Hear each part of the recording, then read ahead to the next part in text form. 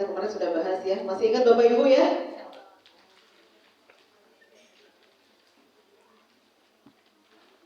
Baik, ini definisinya. Kalau dulu dikenalnya dengan tuna grahita, sekarang kita ada nomenklatur yang kita biasakan juga, yaitu intellectual disability. Jadi sama, bicara tuna grahita berarti ID, ya ID berarti tuna grahita. Secara definitif, tuna grahita atau ID adalah gangguan yang timbul di awal masa perkembangan anak. Berarti ini sejak dilahirkan ya. Yang mencakup apa saja? Defisit fungsi intelektual, ya, defisit fungsi intelektual dan adaptif dalam domain konseptual, sosial, dan praktis. Ini definisinya diambil dari DSM-5 atau Diagnostic and Statistical Manual of Mental Disorder, gitu ya. Jadi berdasarkan DSM-5 yang dimaksud dengan tuna grahita atau ID adalah seperti ini, yang mengalami defisit fungsi intelektual dan adaptif dalam domain konseptual, sosial, dan praktis. Baik. Oke, ini kriterianya. Saya jelaskan cepat saja karena memang waktu kita juga terbatas ya. Oke, kriteria diagnostik ini juga kita mengacu dari DSM-5 tahun 2013 ya. Pertama, kriteria dari ID adalah defisit dalam fungsi intelektual, itu jelas ya, karena memang punya defisit di intelektualnya. Defisit dalam intelektual, apa saja yang dimaksud, yaitu di dalam penalarannya, di dalam pemecahan masalahnya, dalam perencanaan, pemikiran abstrak, penilaian, pembelajaran akademis, dan juga pemahaman praktis. Jadi artinya, individu yang mengalami ID, ini pasti punya kendala di dalam penalaran, punya kendala dalam pemecahan masalah, punya kendala dalam perencanaan, pemikiran abstrak, penilaian, pembelajaran akademis, dan juga pemahaman praktis. Makanya kemarin studi kasus kita ada ya, salah satunya yang kemarin Bapak Ibu identifikasi anak yang sulit dalam memahami pelajaran. Hampir semua materi pelajaran tidak bisa dipahami dengan baik, soal-soal nggak bisa diselesaikan dengan baik, gitu ya. Masih ingat ya Bapak Ibu? Nah, ini karena mereka mengalami namanya defisit dalam fungsi intelektual. Kemudian selain defisit dalam fungsi intelektual, kriteria berikutnya adalah defisit dalam fungsi adaptif, ya, yang kemudian mengakibatkan kegagalan untuk memenuhi standar perkembangan dan sosial budaya. Fungsi adaptif itu maksudnya adalah fungsi di dalam adaptasi diri ya, mengakibatkan kegagalan untuk memenuhi standar perkembangan dan sosial budaya untuk kebebasan pribadi dan tanggung jawab sosial ya. Tanpa dukungan berkelanjutan akan membatasi fungsi dalam satu atau dua lebih aktivitas dalam kehidupan sehari-hari, seperti komunikasinya, partisipasi sosialnya, kehidupan mandirinya, dan sebagainya. Jadi semua hal yang terkait dengan fungsi adaptif ya, termasuk dalam kemampuan atau kecakapan hidup sehari-hari, juga termasuk dalam partisipasi sosial, ini mengalami hambatan, mengalami defisit, gitu ya. Selanjutnya, timbulnya defisit intelektual dan adaptif selama masa perkembangan, ya. Jadi selain ini adalah timbulnya defisit intelektual dan adaptif selama masa perkembangan. Baik Bapak Ibu, tuna grahita atau ID itu diklasifikasi berdasarkan tingkat intelektualnya ya, tingkat IQ-nya atau intellectual quotient-nya. Intelligent quotient-nya pertama adalah, kalau berdasarkan dari Stanford Binet, ada dua ya, ada Stanford Binet memang yang biasa kita gunakan, ada tes IQ berdasarkan Stanford Binet, ada skala yang ada dua, dan satu lagi ada Webster. Jadi kalau ini dibagi menjadi tiga ya, ada mild atau ringan, sedang, dan satu lagi berat ya. Untuk ringan, kalau berdasarkan skala dari Stanford Binet itu sekitar, ini sama ya, sekitar 55, dengan Wechsler ini kurang lebih sama, yaitu sekitar 55 hingga 70 ya. Jadi kalau individu yang berada memiliki IQ di rentang skala ini 55 sampai 70, berarti dia mengalami ID ringan, gitu ya. Kemudian untuk yang berat itu skala untuk yang sedang, moderat maksudnya, untuk yang sedang itu skalanya berada di kisaran 40 sampai 55. Jadi kalau kita tes skalanya sekian, berarti itu masuknya ke ID dengan kategori sedang.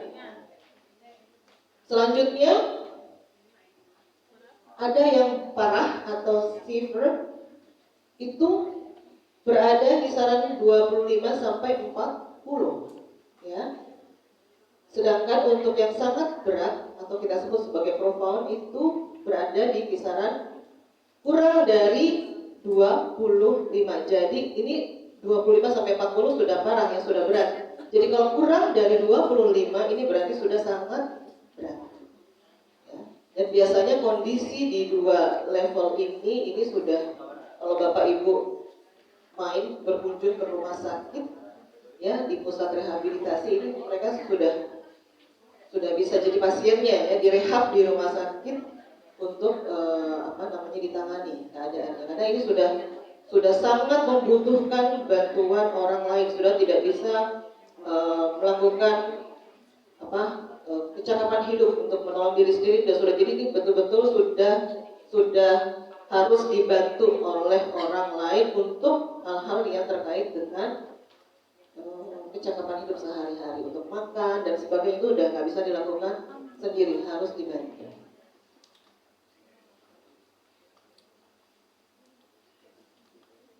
Oke, kita pas aja Bapak Ibu. Sekarang ini bentuk dukungan ranah konseptual, sosial, dan perilaku adaptif praktis. Ya, Bapak Ibu,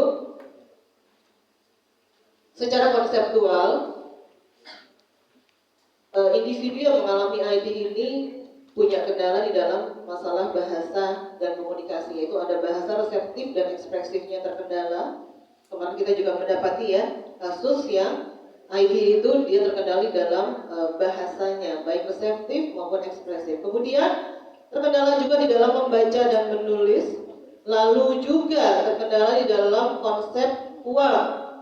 Jadi mereka praktis mengalami kesulitan untuk memahami konsep uang. Jadi nggak tahu ini kalau belanja harganya 1.000, mereka punya uang 5.000 harus kembali atau tidak, atau kalau misalnya belanjanya 2.000 mereka harus bayar dengan uang berapa, itu kurang bisa dipahami oleh mereka yang mengalami ID. Kemudian juga mengalami hambatan di dalam self direction atau pengarahan diri sendiri. Ini secara konseptual. Lalu bagaimana secara sosial? Mereka juga terkendala di dalam interpersonal, hubungan dengan orang lain, dalam interaksi sosial. Kemudian masalah tanggung jawab juga terbatas, makanya ini masih harus dibantu. Lalu juga harga diri. Lalu ini adalah karena kan mereka kalau kita bilang polos, ya, naif banget gitu, sehingga mudah dibohongin, mudah dikerjain, mudah dimanipulasi, mudah ditipu, karena mereka mengalami yang namanya gullibility, gitu ya. Kondisi di mana seseorang ini mudah ditipu atau dimanipulasi, ya, karena keadaan mereka yang terbatas secara intelektual. Kemudian juga naif nih, yang tadi saya sudah singgung, lalu punya hambatan juga dalam mengikuti aturan atau arahan, kemudian mematuhi hukum, ya, sehingga mereka yang mengalami ID ini, ya, kalau misalnya mereka melanggar sesuatu itu bukan karena mereka sengaja, tapi memang bisa jadi mereka tidak paham kalau itu ternyata sebuah pelanggaran. Jadi ketika diberikan hukuman mereka juga nggak paham, gitu ya, karena mereka punya kendala dalam mematuhi hukum. Kemudian menghindari viktimisasi, ya, bisa menjadi korban kejahatan karena mereka self defense-nya kurang, proteksi dirinya kurang, ya, karena mereka memang tidak bisa, self awareness-nya rendah, kesadaran dirinya rendah, sehingga mudah menjadi korban kejahatan. Itu secara sosial. Lalu bagaimana perilaku adaptif praktisnya? Oke, ini kegiatan hidup sehari-hari seperti makan, mobilitas, toilet, berpakaian, ya ini juga masih untuk ID-ID tertentu yang levelnya berat dan sangat berat ini aktivitas-aktivitas seperti ini masih harus didukung atau dibantu oleh orang-orang sekitar. Kemudian aktivitas instrumental kehidupan sehari-hari seperti persiapan makan, pekerjaan rumah tangga dan sebagainya ini juga yang harus dibantu sehingga kalau masih bisa dilatihkan, tetapi kalau tidak berarti memang butuh bantuan atau akomodasi dari orang lain. Jadi semakin parah keadaannya, semakin parah derajat disabilitasnya, maka akan semakin minim kemungkinan untuk bisa berperilaku dan adaptif, ya. Lalu bagaimana pembelajaran yang representatif dan karakteristik perilaku siswa yang mengalami tunagrahita atau ID? Dari segi atensi, ya.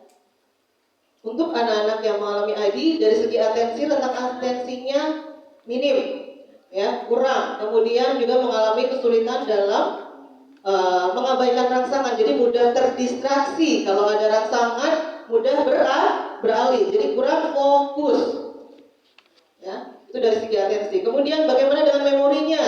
Mengalami defisit memori, jadi gampang lupa. Baru dikasih, barusan saat itu juga dia bisa lupa. Gak usah nunggu berganti hari itu juga dia lupa. Karena mengalami defisit memori. Kemudian mengalami defisit memproses dan menyimpan informasi ini tadi, ya.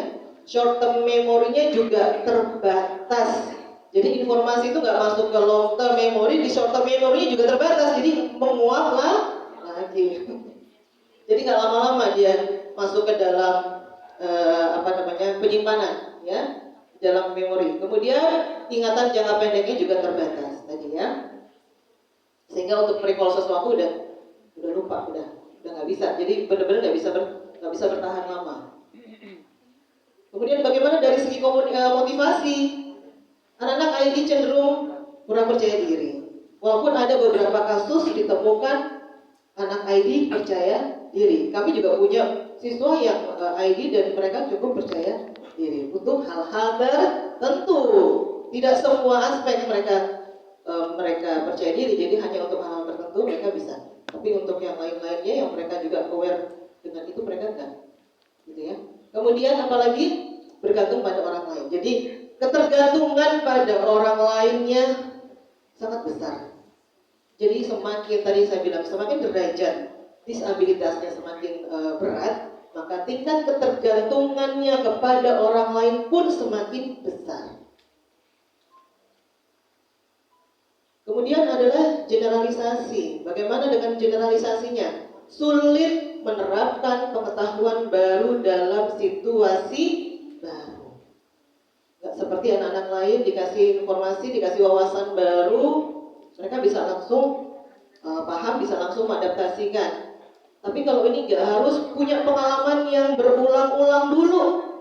Kayaknya gak bisa sekali, dua kali dikenalkan atau dilatihkan atau diajarkan. Jadi harus berulang-ulang, gitu, ya. Karena mereka nggak bisa segera gitu menerapkan pengetahuan baru dalam situasi baru. Kemudian mereka juga punya masalah dalam menggunakan pengalaman sebelumnya untuk keadaan baru. Mereka sudah punya pengalaman sebelumnya, tetapi kondisinya baru. Misalnya mandi, ya. Mandi sudah bisa nih mereka mandi sendiri. Tapi kalau di rumah, begitu diajak nginep ke hotel, itu menjadi terhambat karena mereka punya masalah di sini di dalam mengadaptasikan pengalaman dalam situasi baru. Kan sama-sama mandi sebenarnya. Kalau kita kan mandi, ya sudah, kita sudah bisa mandi, mau mandinya di rumah sendiri, mandinya di hotel, mandinya di tempat lain, ya selama itu benar mandinya di kamar mandi, ya. Tentu kita nggak ada masalah karena kita sudah punya pengalaman mandi. Ya, namanya mandi itu ya seperti ini, gitu, ya, stepnya. Tapi buat mereka nggak bisa. Walaupun mereka sudah punya pengalaman mandi, begitu diajak ke hotel nginep suruh mandi, itu nggak bisa langsung otomatis mereka paham mandi itu harus bagaimana, itu enggak. gitu ya. Nah kemudian guru eksplisit merencanakan generalisasi, gitu ya. Jadi mereka kesulitan di dalam mengeneralisasi, gitu ya, sehingga mereka tidak bisa berpikir global. Makanya kalau dikasih materi itu juga harus mengerucut spesifik. Jadi sekarang maunya mengenalkan apa? Kayak kemarin kasus mau mengajarkan apa? Anggota tubuh. Ingat ya, Bapak Ibu? Nah, mengenalkan anggota tubuh kemarin ada kelompok yang bagus, dipenggal-penggal, nggak bisa sekaligus. Misalnya kalau anggota tubuh dikenalin seluruhnya berapa banyak? Buat anak-anak ini nggak bisa, pilih dulu misalnya yang besar-besarnya kepala, pundak, kaki misalnya, atau kita mau area mana dulu yang mau kita kenalkan, area bahu ke atas misalnya kepalanya dihabiskin banyak, ada kalau mau kita mau identifikasi wajah, ada mata, telinga, hidung gitu ya, itu saja sudah komponennya sudah banyak. Nah itu nggak bisa borongan untuk anak-anak ID, kasih dulu 3. Karena apa? Mereka cepat lupa gitu. Jadi memang harus betul-betul harus spesifik dan terbatas dan harus diulang. Jadi kayak apa ya, sudah sedikit diulang-ulang. Tapi itulah memang adatnya mereka ya. Lalu bagaimana dengan perkembangan bahasanya? Individu dengan ID, anak-anak kita ABK yang mengalami ID maka mengalami gangguan bicara. Bisa dia mengalami delay speech atau juga gagap. Bapak Ibu pernah berhadapan sama orang gagap? Gimana kalau bicara? Begitu ya, terpatah-patah. Orang-orang yang mengalami ID, anak-anak kita yang ID pun juga mengalami hal ini. Ya, reseptifnya nggak main, ekspresifnya nggak berkembang.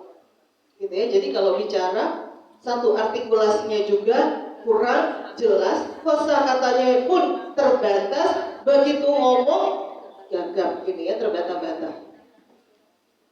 Selanjutnya, itu tadi kosakata terbatas, lalu struktur kalimatnya juga bermasalah. Yang harusnya SPO itu bisa terbalik. Ya, jadi bukannya saya mau makan, nanti bisa gitu ya. Gramatikal kalimatnya terbalik. Oke, itu dari segi bahasa. Kemudian bagaimana dengan pengembangan akademiknya? Praktis, karena dia punya defisit intelektual, maka yang terkait dengan konsep berpikir, konsep kognitif di akademik pasti punya kelemahan, kesulitan di semua bidang. Dan yang paling rendah adalah membaca. Kami punya siswa sekarang anaknya sudah lulus SMA. Itu kalau disajikan, saya sudah pernah cerita di kelompok mana ya? Kalau disajikan materi tentang angka-angka, itu masih nyaut, masih merespon, ya, masih mau gitu nulis. Tapi begitu disodorin huruf, di sini tuh udah kayak benang kusut, udah merengut, udah begini, aja kayaknya mikir berat banget gitu ya, udah kayak mikir negara, pusing gitu ngeliat huruf tuh, nggak bisa. Jadi memang persepsi visual terhadap huruf itu sudah nggak karuan. Makanya memang yang paling lemah itu adalah di membaca. Kemudian kesulitan dalam problem solving dan aritmatika. Anak ID jangan pernah dikasih soal cerita, karena ibu membeli terus pecah 2, bakalan dijadiin mainan kapal-kapalan tuh kertas ulangannya, nggak bakalan dikerjain, nggak ngerti konsep kalimatnya, mereka nggak paham, bacanya aja nggak bisa, dikasih soal cerita. Ya, peserta didik kita saja yang tipikal, kita harus ajarin keyword gitu. Kalau misalnya dibeli lagi gitu, itu berarti ditambah. Kalau hilang, pecah, dimakan misalnya, berarti itu kurang. Begitu saja kita akomodatif. Apalagi ya ID. Dikasih keyword begitu juga nggak mempan. Jadi memang tidak boleh diberikan soal-soal dalam bentuk problem solving, ya. Problem solving aritmatika. Jadi kalau mau kenalin ya sudah 1 tambah 2 konkret. Ada 2 permen, kemarin bagus tuh kelompok siapa tuh? Ditambah 1 permen. Jadi kalau ibu punya 2, terus ibu kasih lagi 1, jadi sekarang permennya ada berapa, itu mereka lebih paham. dibanding pakai bilangan matematika, apalagi soal cerita. Lalu bagaimana dengan perkembangan sosialnya? Individu yang mengalami ID, ya, anak-anak kita yang mengalami ID, maka mereka nggak akan bisa kompetisi sosial. Mereka nggak bisa berkompetisi secara sosial, bahkan mereka nggak ngerti kompetisi itu apa. Mereka nggak banyak yang nggak bisa memaknai sebuah kompetisi. Jadi menang kalah itu mereka nggak. Terus kalau menang mereka harus gimana? Kalau kalah terus gimana? Itu bahkan ke dalam pemahaman itu saja mereka tidak paham, gitu ya. Kemudian interpersonalnya buruk, ya, penolakan teman sebaya. Nah ini, kalau Bapak Ibu menemui nantinya peserta didik yang berkebutuhan khusus, nah inilah yang harus kita rangkul bersama, karena mereka mengalami penolakan yang cukup besar oleh lingkungan sosial.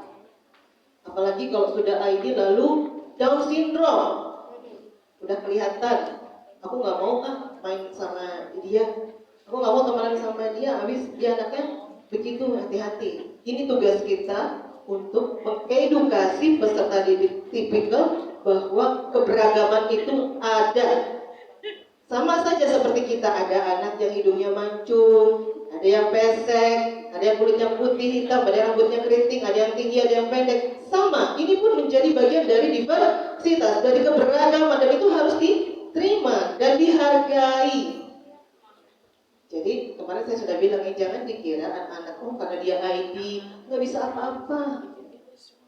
Hati-hati, nanti suatu saat Allah akan tunjukkan jebret dia bisa melakukan sesuatu, kita mau apa? Ya, gitu. Jadi jangan underestimate, walaupun memang mereka secara fakta punya kekurangan. Oke, kemudian perilakunya tidak pantas, konsepnya rendah, konsep dirinya rendah dan harga dirinya hilang. Apalagi kalau sudah dalam kondisi yang berat. Kadang-kadang, mohon maaf ya Bapak Ibu, orang-orang yang mengalami seperti ini kadang, mohon maaf, mereka bisa tidak berpakaian, keluar-keluar. Anak-anak yang habis mandi udah keluar aja gitu, nggak pakai anduk, itu bukan karena apa, mereka nggak paham.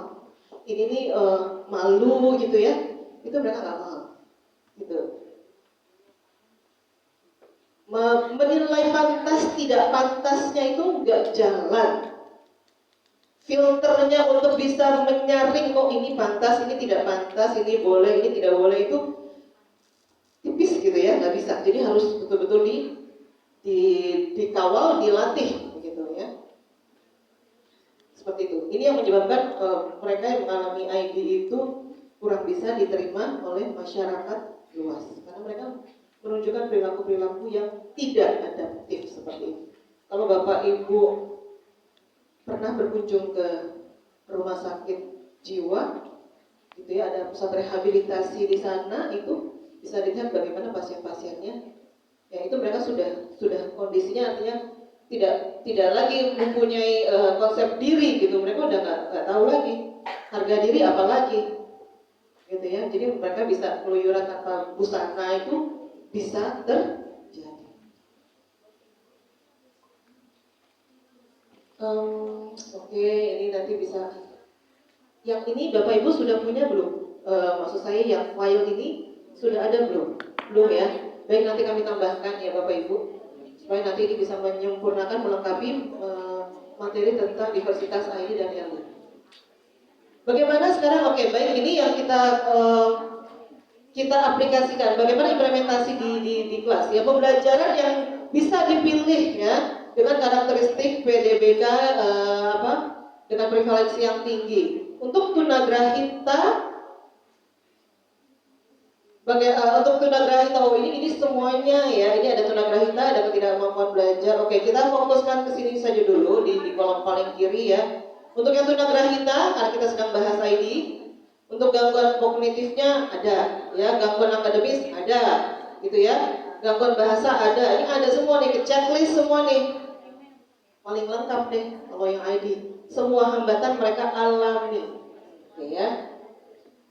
Kemudian, nah ini selebihnya ada ketidakmampuan belajar, ada gangguan bicara dan bahasa, gangguan emosi dan perilaku, ADHD ya. Nanti Bapak Ibu bisa baca, nanti kita lengkapi di di Google Drive Bapak Ibu ya, di link Bapak Ibu. Baik, nah ini yang barangkali Bapak Ibu perlu pahami kenapa mungkin kalau kita milih udahlah anak-anak ID itu di SLB aja lah. Iya Pak, iya. Saya punya adik ipar saya Down syndrome. Ketika dia masih bersekolah, itu suami saya yang rajin mengantarkan ke sekolah waktu itu teman-temannya karena memang di SLB ya sehingga ngomongin semua Down syndrome. Jadi di baju seragamnya itu ada atribut yang wajib dipakai. Tapi adik saya enggak.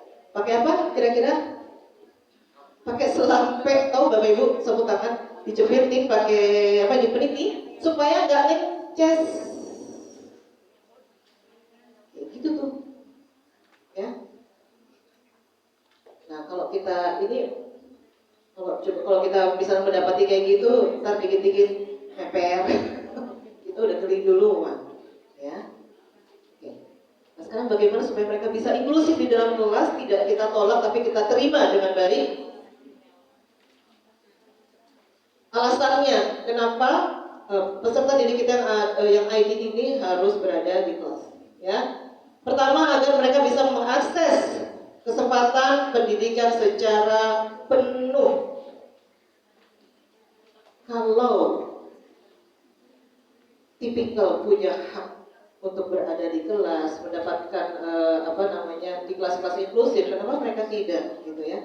Karena saya selalu mengingatkan ya, masyarakat kita bukan masyarakat eksklusif. Masyarakat kita adalah masyarakat inklusif. Tidak ada mereka berkoloni membuat populasi sendiri ini khusus untuk warga yang Down syndrome saja hidup mereka hanya dengan yang sesama Down syndrome begitu, tidak, ya. Sehingga kita pun harus menghadirkan lingkungan yang inklusif dimulai dari lingkungan sekolah dan yang paling kecil adalah lingkungan, kalau di sekolah adalah lingkungan kelas, ya. Kemudian untuk meningkatkan ranah sosial, ya, meningkatkan ranah sosial dengan menjadi bagian dari komunitas kelas dan akademik. Bapak Ibu kalau kedapatan peserta didik yang ID, nggak usah pusing, senang-senang aja karena mereka nggak punya target akademik mulu-mulu, nggak repot bikin apa itu namanya evaluasi belajarnya, nggak perlu macam-macam. Karena mereka paling cukup dikenalkan konsep angka 1 sampai 5 gitu ya. Karena memang cuma bikinnya baru begitu aja, nggak perlu dikasih soal pecahan, apalagi desimal, nggak kemana-mana, nggak bakalan sampai ke situ. Jadi bikin evaluasi belajarnya juga sangat mudah. Gitu. Jadi yang mereka dapatkan benefit di kelas itu bukan akademik bonus aja. Yang penting apa? Ini dapat benefit sosialnya. Bagaimana keterampilan sosialnya bisa mereka dapatkan dengan mereka hadir mainstream di dalam kelas. Kalau mereka disendirikan, mohon maaf ya, atau hanya bergabung dengan lingkungan sebaya yang homogen, mereka nggak bisa belajar untuk mengadaptasi lingkungan-lingkungan yang adaptifnya seperti apa. Karena mereka terbiasa bergaul juga teman-teman yang sesama Down syndrome atau sesama ID. Tapi dengan mereka inklusif, mainstream ke kelas tipikal ke kelas reguler, mereka akan mendapatkan benefit sosial yang lebih baik. Ya. Bagaimana teman-teman tipikal bisa mengajak untuk bermain, bisa melibatkan dalam proses belajar. Kalau kemarin Pak Iqbal sudah menayangkan video, Bapak Ibu ya, masih ingat ya seorang anak ID yang latihan, yang role playing sebagai pramusaji ya, sebagai pelayan di restoran. Nah itu bagian dari tujuan dan kenapa anak ID itu harus inklusif di dalam kelas. Oke, ini prioritas pembelajaran. Baik Bapak Ibu. Oke, satu slide lagi untuk ID. Bagaimana prioritas pembelajaran bagi peserta didik kita yang ID di dalam kelas inklusif? Pertama, komputasi dalam pengerjaan operasi hitung. Maksudnya gimana Bapak Ibu? Untuk anak-anak ID, gak usah dipaksakan mereka harus bisa menghitung, udah pakai tangan jari tangan, jari kaki keluar semua. Kenalin pakai kalkulator. Anak-anak ID itu dikenalin kalkulator. Kenalin aja lambang tambah, kurang, sama, dengan. Kenalin mereka untuk melakukan operasi hitung dengan komputasi pakai kalkulator. Gitu. Ya, jadi untuk anak-anak ABK justru alat bantu ini harus dihadirkan. Jadi bisa kita tuliskan di dalam program kita bahwa dia misalnya satu dapat menggunakan kalkulator. Jadi jangan, kalau dulu kan kita nggak boleh bawa kalkulator, itu nggak boleh pakai kalkulator. Ini tidak bisa. Kalkulator sebagai alat akomodatif belajarnya dia, dan justru kita harus mengenalkan itu supaya dia bisa terakses dalam proses matematika dasar. Kenalin cara pakai kalkulator. Gak usah pakai kasih akar-akaran, kos, tangan, enggak. Cukup aja dia tahu simbol tambah, simbol kurang, sama, dengan. Udah itu paling ketemu udah. Gitu ya. Gunakan kalkulator, dia gak usah begini-begini, udah. 1 tambah 2. Tapi syaratnya apa ya? Dia harus bisa dulu. Angkanya dia harus paham. Jangan-jangan angka 10 masih bingung. 9 yang mana? Nah ini harus dituntaskan dulu. Gak bisa kemudian dikonversi ke alat, sementara dia identifikasi angkanya masih belum beres, gitu ya. Jadi tentu ada tahapan-tahapan prerequisite, ada prasyarat yang harus dipenuhi terlebih dahulu. Kemudian apa? Keterampilan proses sains, yaitu mengamati, mengklasifikasi, bereksperimen. Oke, nah ini untuk ABK kita yang ID mungkin nggak mengamati. Diajak mengamati masih bisa ya Bapak Ibu, untuk hal-hal yang sederhana, untuk untuk objek-objek tertentu yang mudah untuk diamati ya. Nah, ini bisa menjadi satu pilihan pembelajaran yang bisa digunakan ketika melakukan keterampilan proses sains. Demikian juga untuk komunikasi akademik, gunakan ruang kelas ya, peer mediated dimaksimalkan di sini ya, sehingga semua siswa bisa berpartisipasi di dalam belajar dan merasa achievable, merasa berhasil di dalam proses belajarnya. Lalu ada emotional intelligence di sini. Di sini maksudnya untuk meningkatkan kemampuan perilaku adaptifnya ya, kemampuan komunikasi dan keterampilan sosialnya. Anak-anak ID ini kalau dilatih kepekaan itu mereka bisa gitu ya, melihat ada teman yang sakit, itu mereka bisa aware gitu, bisa berempati ya. Tapi harus kita latih. Jadi ini bisa menjadi sebuah prioritas untuk dibelajarkan kepada peserta didik kita yang ID di kelas. Nah kemudian ini yang terakhir, peer mediated instruction. Oke, ini adalah tadi ya saya sudah singgung di atas bagaimana teman sebaya bisa dioptimalkan untuk mengakomodir, membantu siswa di dalam mempelajari kosakata atau konsep-konsep pelajaran ya, untuk memudahkan dalam penerapan kehidupan sehari-hari atau dalam bidang konten lainnya seperti pelajaran sosial ya. Oke, baik Bapak Ibu, ini tentang ID.